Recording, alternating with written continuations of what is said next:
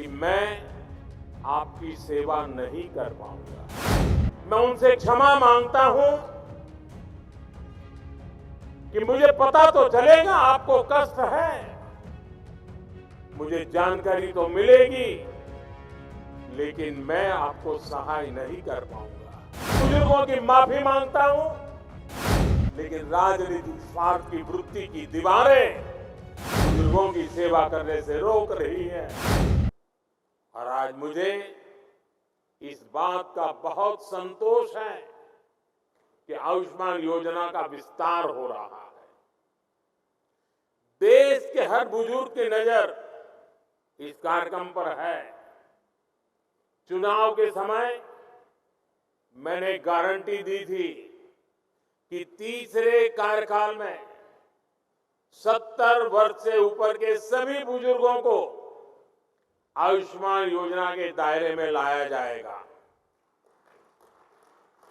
आज धन्वंतरि जयंती पर ये गारंटी पूरी हो रही है।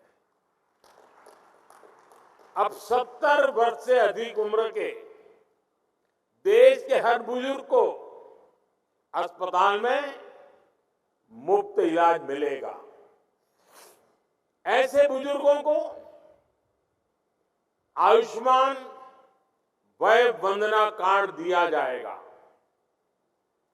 सरकार का प्रयास है कि देश के हर बुजुर्ग जिनकी आयु 70 वर्ष के ऊपर है, उनको जल्द से जल्द आयुष्मान वय वंदना कार्ड मिले। और ये ऐसी योजना है जिसमें आय की कोई पाबंदी नहीं। गरीब हो, मध्यम वर्ग का परिवार हो, उच्च वर्ग का परिवार हो, हर कोई इसका लाभार्थी बन सकता है।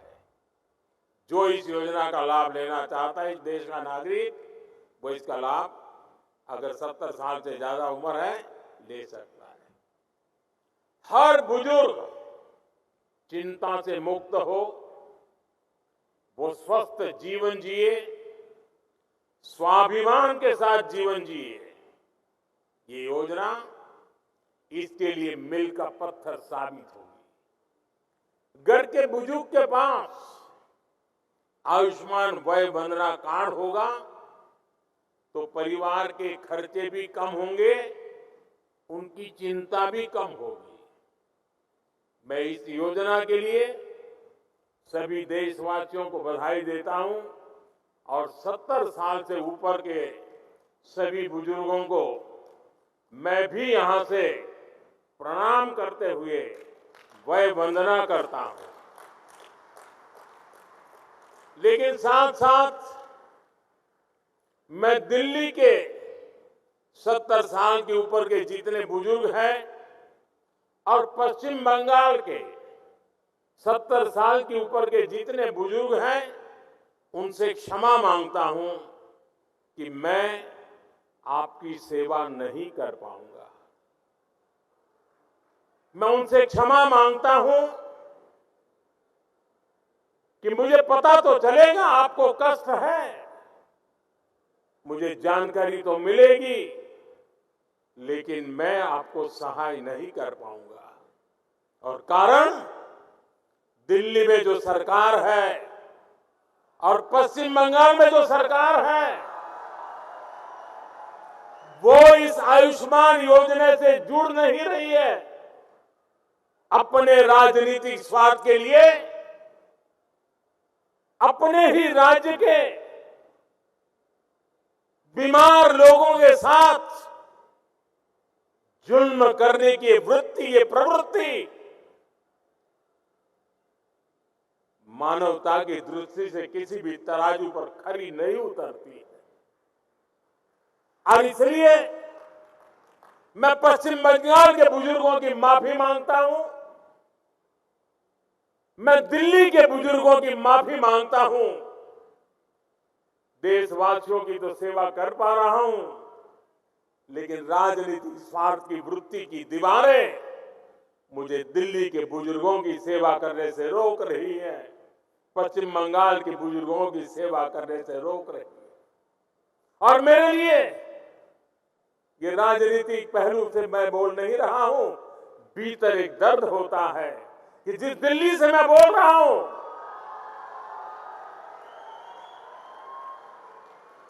दिल्ली के भी बुजुर्ग मेरी बात सुनते होंगे।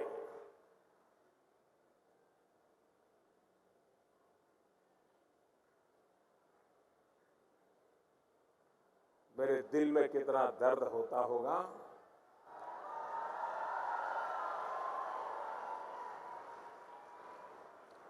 मैं शब्दों में बयान नहीं कर पाऊंगा। साथियों, गरीब हो, मध्यम वर्ग हो, सभी के लिए इलाज का खर्च कम से कम हो, ये हमारी सरकार की प्राथमिकता रही है। आज देश भर में 14,000 से ज्यादा पीएम जन औषधि केंद्र इस बात के साक्षी हैं कि हमारी सरकार कितनी संवेदनशीलता से काम कर रही है।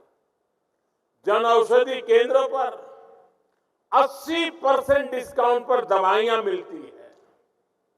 अगर ये जन औषधि केंद्र ना होते तो गरीबों को, मध्यम वर्ग को अब तक जो दवाइयां बिकी है उसके हिसाब से मैं कह सकता हूं कि 30,000 करोड़ रुपया उनका दवाइयों के लिए ज्यादा खर्च हुआ होता। उनके 30,000 करोड़ रुपए बचे क्योंकि जन औषधि केंद्र से दवाई मिली, 80% डिस्काउंट में मिली। आप जानते हैं, हमने स्टेंट और नी इम्प्लांट में जैसे उपकरणों को सस्ता किया है। अगर ये निर्णय भी ना लिया होता तो सामान्य मानवी पर, जिन्होंने ये ऑपरेशन करवाए हैं, उनको 80,000 करोड़ रुपए ज्यादा खर्च करना पड़ता। ये हमारे प्रयासों का परिणाम है कि उनके 80,000 करोड़ रुपए बचे हैं। मुफ्त डायलिसिस की योजना से भी लाखों मरीजों का हजारों करोड़ रुपए का खर्च बचा है। हमारी सरकार जानलेवा बीमारियों से रोकथाम के लिए मिशन इंद्रधनुष अभियान चला रही है। इससे न सिर्फ गर्भवती महिलाओं की जिंदगी बच रही है, नवजात शिशुओं का जीवन बच रहा है, बल्कि वो गंभीर बीमारियों की चपेट में आने से भी बच रहे हैं। मैं अपने देश के गरीब और मध्यम वर्ग को महंगे इलाज के बोझ से बाहर निकाल कर ही रहूंगा और देश आज इसी दिशा में आगे बढ़ रहा है। साथियों, आप जानते हैं, बीमारी से होने वाली परेशानी और रिस्क को कम करने के लिए सबसे जरूरी होती है टाइमली डायग्नोसिस। अगर कोई बीमार होता है तो उसे जल्दी जांच की सुविधा मिले, जल्दी इलाज शुरू हो सके। इसके लिए देश भर में 2 लाख से ज्यादा आयुष्मान आरोग्य मंदिर खोले गए हैं। आज इन आरोग्य मंदिरों पर करोड़ों लोगों की कैंसर, ब्लड प्रेशर, डायबिटीज जैसी बीमारियों की आसानी से जांच हो पा रही है।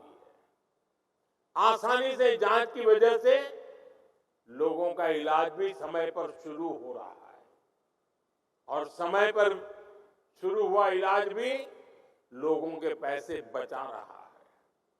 हमारी सरकार स्वास्थ्य के क्षेत्र में टेक्नोलॉजी का ज्यादा से ज्यादा इस्तेमाल करके भी देशवासियों के पैसे बचा रही है। ई संजीवनी योजना के तहत अब तक 30 करोड़ लोग, यह आंकड़ा छोटा नहीं है, 30 करोड़ लोग मान्य प्रतिष्ठित डॉक्टरों से ऑनलाइन परामर्श ले चुके हैं। डॉक्टरों से निशुल्क और सटीक परामर्श मिलने से भी उनके बहुत पैसे बचे हैं। आज हमने यू विन प्लेटफॉर्म भी लॉन्च किया है। इस प्लेटफॉर्म के साथ ही भारत के पास अपना एक टेक्नोलॉजिकली एडवांस इंटरफेस होगा। कोरोना के समय हमारे कोविन प्लेटफॉर्म की सफलता को पूरी दुनिया ने देखा है। पेमेंट सिस्टम में यूपीआई की सक्सेस भी आज एक ग्लोबल स्टोरी बन चुकी है। डिजिटल पब्लिक इंफ्रास्ट्रक्चर यानी डीपीआई के जरिए वही सफलता भारत अब हेल्थ सेक्टर में दोहरा रहा है। साथियों, हेल्थ सेक्टर में आजादी के 6-7 दशकों में जो काम नहीं हुआ वो बीते 10 वर्षों में हुआ है। वीके न्यूज, राष्ट्र के नाम।